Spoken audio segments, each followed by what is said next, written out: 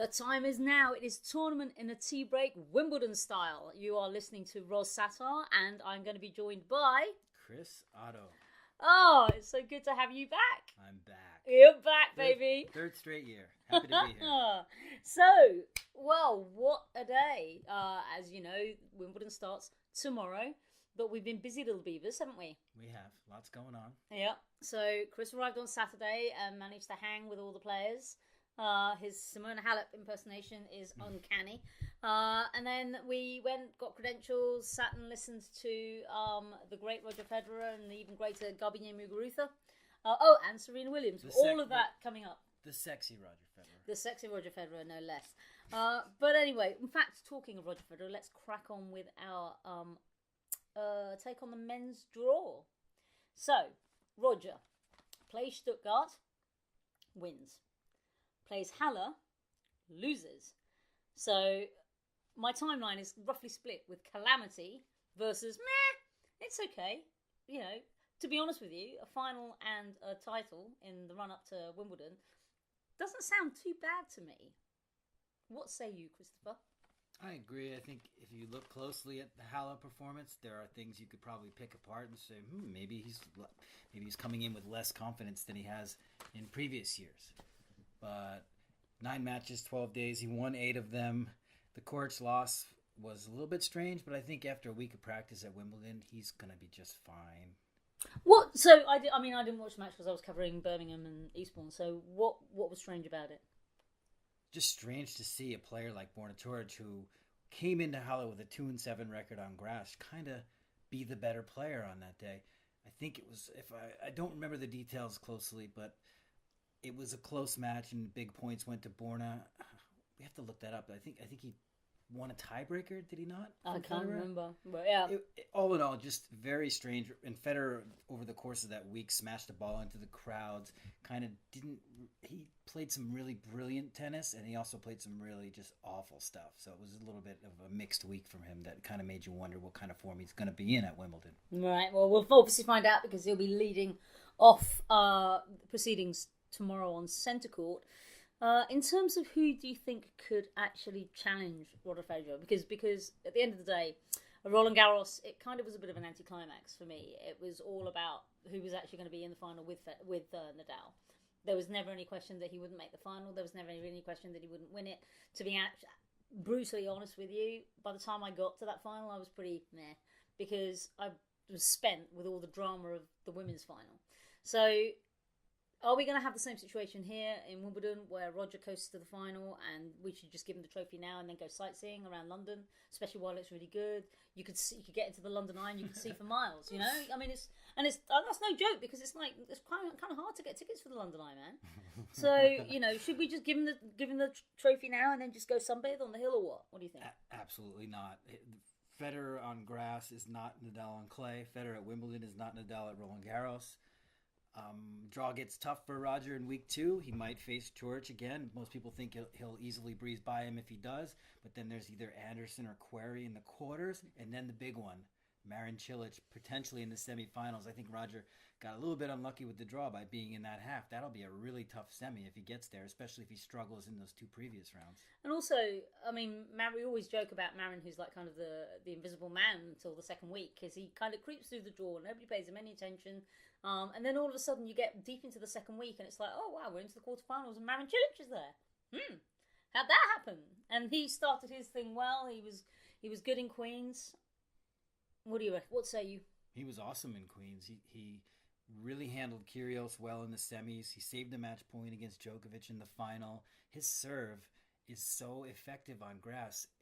We talk about other servers like Federer and Kyrgios, and then some of the big guys, the Karloviches and the Isners, but I don't think there's a more effective server. Jill Muller is a good spot server, but I don't think there's a more effective server than Cilic. Like people they don't know what to do against his serve. They're guessing. They're not getting it back. And I think, off the subject a little bit, but I think if he faces Federer, you look at the heartbreak he's had in the last 2 meetings. He blew a 2-0 lead.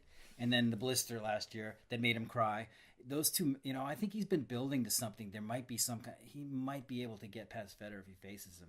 Yeah, I think it was a big thing for him to meet him in the Australian Open and acquit himself well and take it to 5 sets. Yeah, good point. And I think he's got unfinished business. But I'm also going to throw this in the mix. I think that I always said that Roland Garros was a slam too soon for Novak Djokovic, and I just believed that he came back too soon. Even beyond that, it was way too soon when he came back at the Australian, and we saw all the problems that he had, and I didn't think he would ever be anywhere near ready for Roland Garros. I think he's ready now. I would put him down as one of my tips for the top. I think you're making a good call right there. I think he's probably top 3 favorites, with maybe definitely top 5, maybe top 3. Okay. Okay. Well, we shall see. The women's draw not as easy to kind of predict. I mean, Garbine, it depends on which one turns up on the day. What I have been impressed with her is how she's kind of matured very quickly. And I asked her the question in press today that, you know, it's kind of very Ferris Bueller. Life comes at you fast. You know, blink and you might miss it. And you know, she really struggled when she was defending the French Open title the first time around. There was a lot of pressure on her. The Spanish people were just going on and on and on about, you know, how are you ready? Are you ready? And at one stage, I think maybe in Rome, she was like, I'll tell you what, I can't wait for the French Open so that these questions just stop. And, you know, obviously we know that the crowd were all on Mladenovic's side. Mladenovic was forzaring all over the place. And she was in tears. She broke down in a press conference and then came out with probably the most killer one-liner in a press conference I've ever heard. Which is, I don't know, I think I've heard she speaks 25 languages already or whatever, you know. And it was just, that will always stay with me. But I think what I've seen is that she's matured a lot. So when I thought she was going to batter Halep. I thought she was going to batter Halep, serve her with chips and send her across the channel. I was genuinely surprised at how Halep, I was gobsmacked. Yeah. But I was even more surprised at how she reacted in press, in that I was expecting her to be, again, pretty histrionic. You know, it was a tough loss. But she just seemed to handle it well. And she was just like, you know, she had her game plan and she stopped me from doing anything that I wanted. Perhaps, you know, kudos to her. Too good her. And she seems to be not as wound up about this particular title defense. I mean, I think she said it was like kind of, I'm not looking at defending the title, I'm looking at winning a third slam. And I think that's actually a real good attitude change from her. I still don't think she's going to do it though, but I think it's a really good attitude. With Garby, switch. we always wait for about 3 rounds, and then we start to all believe that she may indeed do it. And so if she gets that far, she gets in the second week, I think she's slated to potentially face. Her draw's not bad. She's in that crazy top half with Halep, Kvitova, and also her. But she's in the half that doesn't have Petra or Simona. So it looks pretty nice. She could have a rematch with Kerber in the quarterfinals. I tend to agree with you. I don't know if I see her winning this one. I feel like she played so well in Roland Garros, and I don't really think she's ever been one to play back-to-back slams so well. But no. I don't know. Let's watch a few rounds, and then we can talk again about her. I mean, as much as I was invested in Halep winning in Roland Garros, I don't see her doing back-to-back slams. I mean, she's made the semi-final once where she lost to Genie on that amazing run of Genie's, where Genie then got battered by Kvitova completely. Oh, yeah. And ever since then, she's not really made any kind of impact on the grass at all. So I don't see Halep winning this. I think she's going to come up against. Is she in that same thing? She's in that same section with Kvitova, isn't she? That's a potential quarterfinal. Yeah, so I think that's where she's going to come upended. What about Kerber? While we're looking at that particular sheet of paper, well, yeah. She's been pretty steady this year.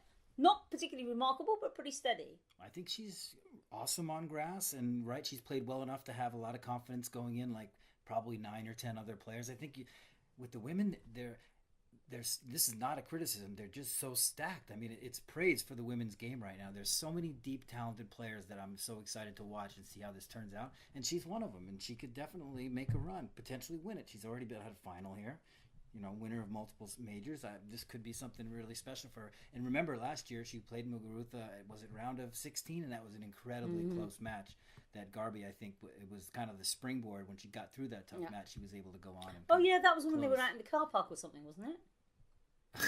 when they playing out in like Orangi. Yeah, pretty much. But I think Kvitova's pretty much most people's heart favourite. if you get what I mean. Yeah, and she should be, but did she peak too soon? I mean, that's our question. Is she going to play as well here as she has in the previous weeks in the lead up? Certainly she can. And we're all looking forward to seeing her do that and make a run. It would be a beautiful thing to see. Watching Petra on grass is just it's a mind blower. When she sees that ball like a football, it's every bit as powerful as watching Venus's elegance on there. You know, it's a sight to behold. Do we want to add anybody to this mix of Muguruza, Kerber, and Kvitova at this stage? In the whole women's draw? In or the this whole half? women's draw. There's a 23-time major champion by the name of... Oh, yeah, let's talk about her. I can't think of her name, but I think she's a mother, one of the mothers of the WTA Tour. And she got something about grass court seeds. I think they gave her a little packet of seeds to plant or something. I don't know. Let me think. SW19... Serena Williams. That's Serena the Williams. one. Let's talk. I mean, Serena was in great form in press today. She made the poor moderator from the All England Club, shift rather uncomfortably in his seat as she discussed at great length about breastfeeding and the issues therein of disconnecting with one's child and indeed losing weight. I've never seen anybody look more like they just wanted the earth to swallow them up than this poor guy that was just like, oh, please stop saying words. But she is back. She has been seeded. She's been seeded at the top of that final bracket of 8, so between 25 and 32. What is the significance of this, I hear you ask? Well, check out our article on where the seeds may fall. But basically, that bracket of seedings will meet the players seeded 1 to 8 in the first round. So she will avoid pretty much every other seed. They are all happy. Let's be honest.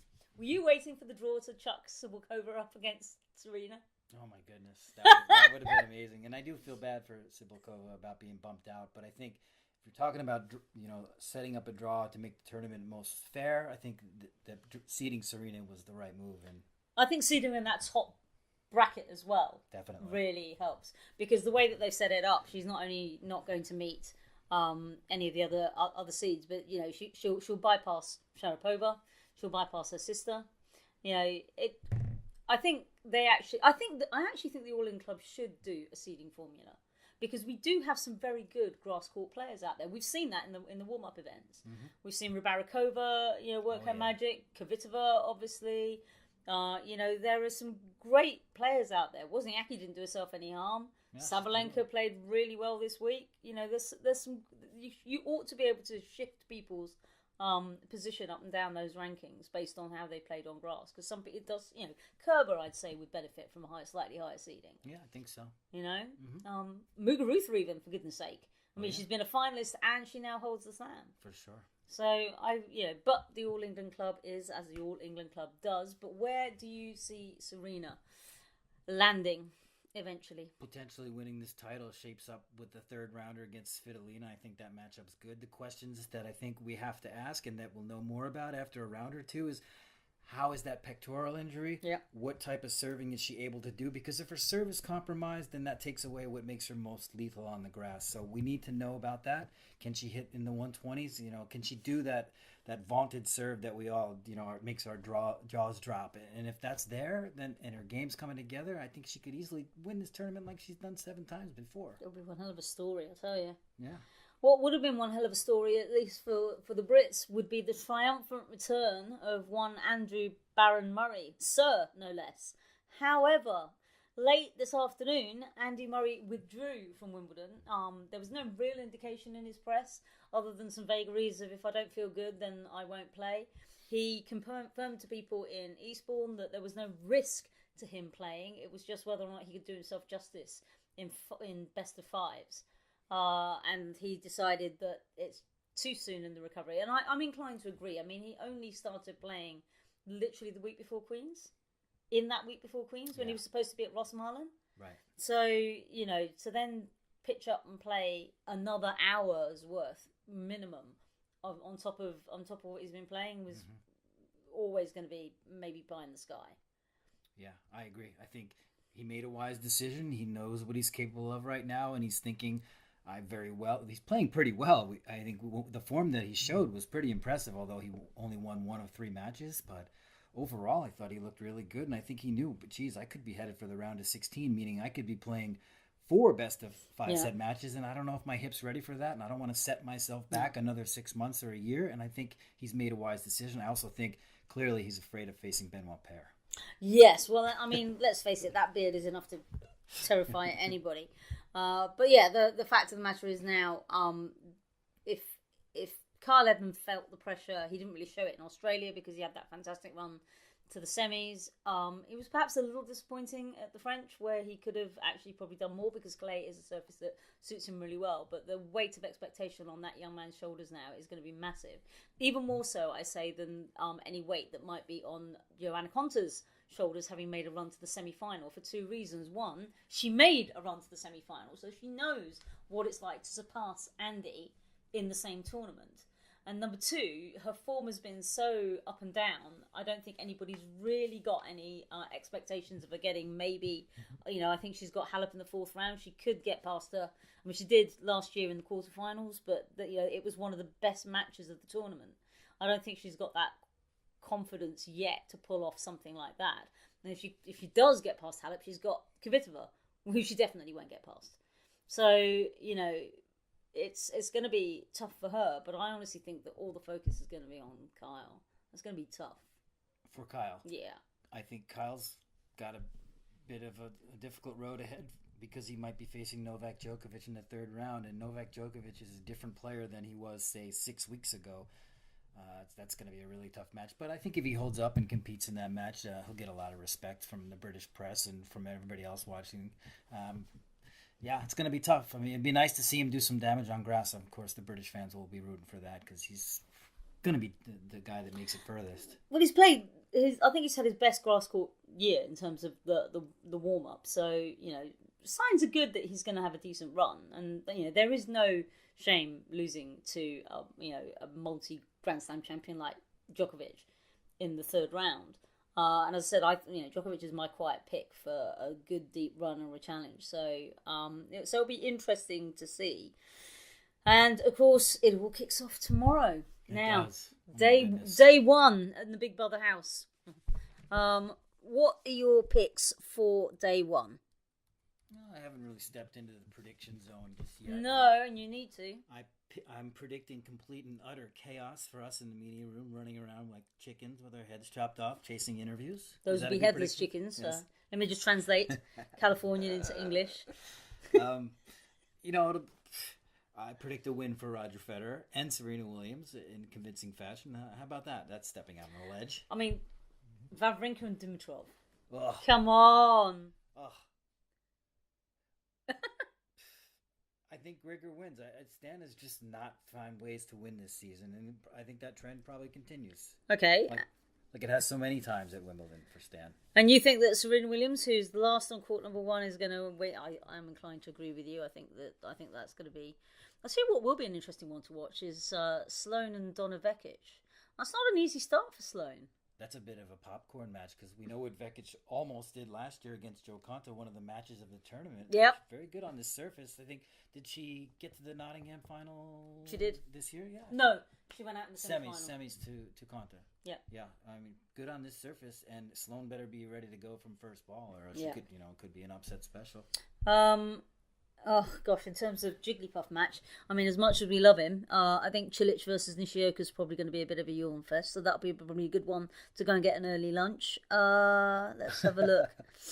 We're just quickly paging down. We just scrolled past Monty and Gasquet, which is not bad at all. No, Cini with the good hair versus Coco Vandeweghe, that could be quite interesting. Now, the real question is, can Karolina Pliskova actually make it to the 3rd round?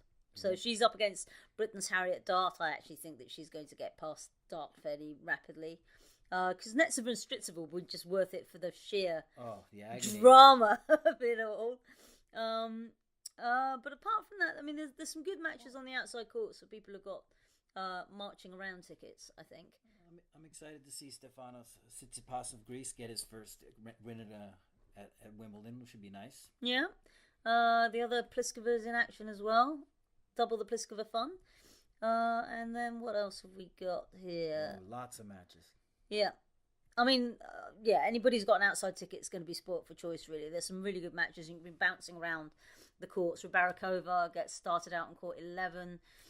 She's been very impressive on grass. With Kirstea. Should be interesting. Yeah. Let's have a look what else we've got down here. With your page down. What would be your Jigglypuff match? The one that would send you to sleep. Sabalenka Buzarnescu? Nice No, one. Oh, that's Jigglypuff is the sleeper. Is Okay. the sleeper. Yeah, I was going to say, Sabalenka and Buzarnescu will be another good drama one. Sabalenka really impressed me actually in Eastbourne. She's a hell of a fighter. Yeah, I was really quite impressed with that. And then to be arranged, we're going to have ex-Brit Ali Ashbedene against current Brit Cameron Norrie. That's going to probably land up on one of the show courts if they finish early. And Radvanska is another person who really impressed me in Eastbourne. Back. She is back. She is back, and it was really funny because she only bought 3 dresses because she didn't think that she'd go that far, and she was like, "I have to do laundry." So for a kick-off day, there's a lot. Who do we think is going to be like a surprise, a shocker to go out on the first day for our scattered seeds? You know, I'm picking Sloane Stephens for a deep run, and now that I think about it, she's also a shocker candidate tomorrow. I think Raonic could be a candidate for a shock exit. Milos, we don't know if he's completely healthy. If he isn't, then it's there for the taking for Liam Brody as a wild card. You think? Yeah, if he's not fit, if Brody can come in, slice and dice and move him, because Raonic just exists off his serve, and and he can. And what it frustrates me about him because he can actually play all court tennis. He can actually move about the court quite well. For such a big unit, he can actually be quite nimble. But he just refuses to. It's all about the serve for him. And I think if Brody can get on the end of some of those serves and start making a bit of a fight of it, and he's got a lovely little slice and dice, I think he ought to take his chance. That'd be a pretty big if, given how hard Raunic's serve is to return on the grass. Yeah. But that would be a massive win for Brody. Oh, it would be huge. But I think if anybody's a shock exit, especially on day one, he would be like you. I see what you're saying about Stan. But Dimitrov's been more flaky than a crumbly flake. You think Stan's going to win that match? I think it's 50-50. You know what? I watched him, I think, at Roland Garros, where he was like limping and like carrying his knee in the air because his leg had fallen off, and then he went to 5-1. It's like, well, how injured are you, man? He's close to turning it around. He just can't find ways to win right now. And Grigor, he can't win for toffee. These right guys, now. It's good that one of them's going to win. That's all we can really say about that. Okay, right. Well, obviously, we're going to be back tomorrow when it all kicks off. Let's do that. You've been listening, of course, to Ros Satar from Britwatch Sports. And Chris Oddo from Tennis Now. Thank you for listening. Bye-bye. Bye-bye.